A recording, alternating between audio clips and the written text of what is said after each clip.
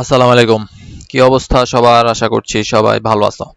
So আজকে আমাদের একটা ছোট টিউটোরিয়াল যেখানে আমরা মূলত আর্থিক বিবরণীর গুরুত্বপূর্ণ কিছু সমন্বয় নিয়ে আলোচনা করব, যেগুলো আমাদের এইচএসসি পরীক্ষায় প্রত্যেক বছর দেখা যায়। প্রত্যেক বছর আমাদের সমন্বয়ে দেখা যায়। সো যেগুলো নিয়ে আমাদের অনেকের অনেক ধরনের ভুল হয়, অনেক ধরনের সমস্যা থাকে। সো আজকে আমরা গুরুত্বপূর্ণ 3টা সমন্বয় নিয়ে আলোচনা করব, যেগুলো খুব বেশি গুরুত্বপূর্ণ এবং যেগুলো প্রত্যেক বছর পরীক্ষার মধ্যে দেখা যায়। সো আসো যদি আমরা আমাদের আজকের ছোট্ট ক্লাসটা শুরু করি। সো প্রথম 1 নাম্বার সমন্বয়। 1 নাম্বার সমন্বয় আমাদের যেটা বলছে, 1 নাম্বার সমন্বয় 1 নাম্বার সমন্বয় আমাদেরকে বলছে যে ভাইয়া 3 মাসের ভাড়া বকেয়া রয়েছে এবং রেওয়া মিলের মধ্যে ভাড়া দিয়ে আছে 9,000 টাকা। অর্থাৎ রেওয়া মিলের মধ্যে ভাড়া দিয়ে আছে 9,000 টাকা এবং আমাকে সমন্বয়ের মধ্যে যেটা বলছে 3 মাসের ভাড়া বকেয়া আছে। সো একটু ভালো করে মাথায় রাখবা, সমন্বয়ের মধ্যে যেটা দেয়া থাকবে সেটার কাজ সব সময় কয়বার হবে? সেটার কাজ সব সময় হবে 2বার। একবার হবে বিশদ আয় বিবরণীতে, আরেকবার হবে আর্থিক অবস্থার বিবরণীতে। এখন এটার সমাধান কিভাবে হবে? অর্থাৎ আমার 3 মাসের ভাড়া বকেয়া আছে এবং আমি ভাড়া প্রদান করছি কয় মাসের ভাইয়া? 9 মাসের। তাহলে আমাদের বাৎসরিক হিসাব কত ভাইয়া? বাৎসরিক হিসাব হচ্ছে 12 মাসের। 12 মাসের। এখন 12 মাসের মধ্যে বকেয়া আছে 3 মাস। বকেয়া আছে কয় মাস? 3 মাস। তাহলে আমাকে ভাড়া প্রদান করছি কয় মাসের? আমি ভাড়া প্রদান করছি 9 মাসের। 9 মাসের। তাহলে 9 মাসের ভাড়া প্রদান করছি 9,000 টাকা। 9 মাসের ভাড়া প্রদান করছি 9,000 টাকা। তাহলে আমি 1 মাসের জন্য ভাড়া কত প্রদান করছি? 1 মাসের জন্য আমি প্রদান করছি 1 মাসের জন্য আমি প্রদান করছি মাত্র 1,000 টাকা। 1 মাসের জন্য যদি আমরা কাটাকাটি করি, আমরা ভাড়া প্রদান করছি 1 মাসের জন্য 1,000 টাকা। তাহলে আমার মোট ভাড়া বকেয়া রইল কত ভাইয়া? মোট ভাড়া বকেয়া রইল 3,000 টাকা। তাহলে আমরা বিশদ আয় বিবরণীতে কিভাবে প্রদর্শন করব? প্রথমত আমরা ভাড়া লিখব কত? ভাড়া লিখব 9,000। ভাড়া লিখব কত? ভাড়া লিখব 9,000। আর আমরা জানি বকেয়া থাকলে কি হয়? বকেয়া থাকলে যোগ হয়। তাহলে কি হবে? বকেয়া ভাড়া। বকেয়া ভাড়া কি হবে? বকেয়া ভাড়া যোগ হবে কত? 3,000। যেহেতু 3 মাসের বকেয়া, 3,000 টাকা ভাড়া বকেয়া যোগ হবে। এটা হচ্ছে আমার বিশদ আয় বিবরণীতে বকেয়া ভাড়ার কাজটুকু কিভাবে করব। তাহলে আশা করি আমাদের বিশদ আয় বিবরণীর ব্যাপারটা ক্লিয়ার। এখন যেটা হচ্ছে যে ভাইয়া আর্থিক অবস্থার বিবরণীতে কি করব? সো আমরা জানি বকেয়া ভাড়ার নাম কি, অপর নাম কি? বকেয়া ভাড়া অপর নাম হচ্ছে, এটা হচ্ছে এক প্রকারের চলতি দায়। তাহলে বিশদ আয় বিবরণীতে আমরা কি বসাবো? বিশদ আয় বিবরণীতে আমরা চলতি দায়ের মধ্যে বকেয়া ভাড়া, যে আমার 3 মাসের বকেয়া ভাড়া 3,000 টাকা, সেই 3,000 টাকা আমরা কি করব? প্রদর্শন করব। তাহলে এই যে আমাদের যে সমন্বয় এবং রেওয়া মিল, এই যে কাজটা আমাদের বিশদ আয় বিবরণীতে কি হবে? বকেয়া ভাড়া হিসেবে ভাড়ার সাথে যোগ হবে এবং আমরা আর্থিক অবস্থার বিবরণীতে আমরা চলতি দায়ের মধ্যে বকেয়া ভাড়া 3,000 টাকাটা আমরা কি করব? আমরা প্রদর্শন করব। আশা করি 1 নাম্বার সমন্বয়টা সবার ক্লিয়ার। এখন 2 নাম্বার সমন্বয় খুবই গুরুত্বপূর্ণ একটা সমন্বয়। কি বলছে? বেতনের 4/1 অংশ বকেয়া রয়েছে। এখন রেওয়া মিলে বেতন হচ্ছে 900 টাকা। অর্থাৎ রেওয়া মিলে যেটা থাকবে সেটা হচ্ছে কি? লিখিত। সেটা হচ্ছে লিখিত এবং সেটা কি হয়ে গেছে ভাই? সেটা প্রদান করা শেষ।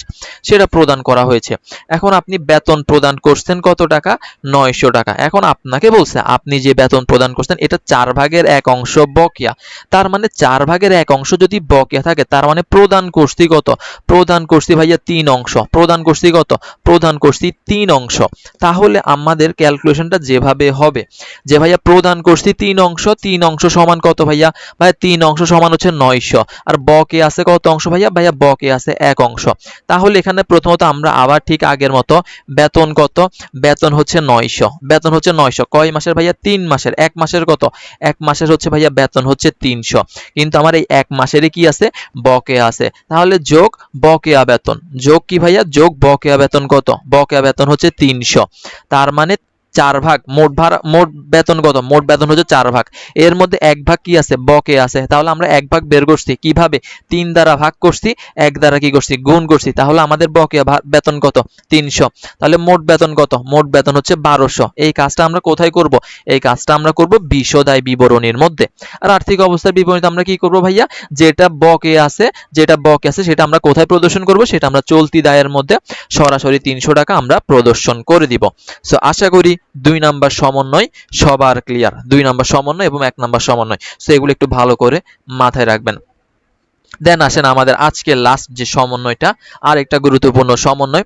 অর্থাৎ আপনাকে বলছে অগ্রিম বীমার 3,200 টাকা কি হয়েছে ভাইয়া? মেয়াদ উত্তীর্ণ হয়েছে। ভাইয়া মেয়াদ উত্তীর্ণ মানে কি ভাইয়া? এটা ব্যবহার হয়ে গেছে। এটা কি হয়ে গেছে?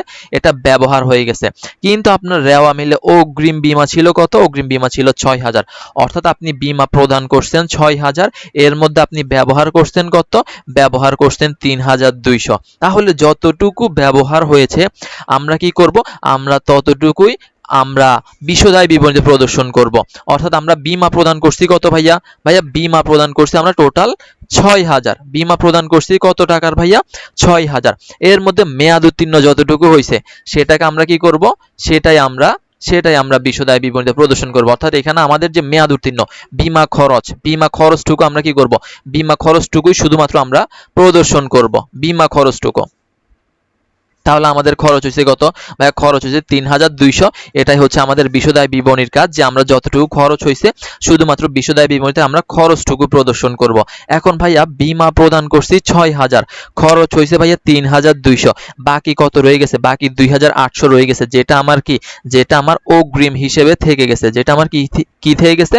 অগ্রিম হিসেবে সমন্বয়ের মধ্যে রয়ে গেছে। তাহলে ব্যয় অগ্রিম কি ভাইয়া? ব্যয় অগ্রিমের অপর নাম কি? ব্যয় অগ্রিম মানে কি? ব্যয় অগ্রিম মানে হচ্ছে এটা আমার জন্য এক প্রকারের সম্পদ। এটা কোন সম্পদ?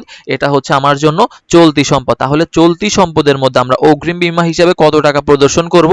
৬,০০০ থেকে আমরা যতটুকু ব্যবহার করছি ৩,২০০, বাকি যে ২,৮০০ রয়ে গেছে, এই ২,৮০০ আমাদের চলতি সম্পত্তির মধ্যে অগ্রিম বীমা হিসেবে বসবে। সো এটা ছিল আমাদের আজকের শর্ট ক্লাসে 3টা সমন্বয়।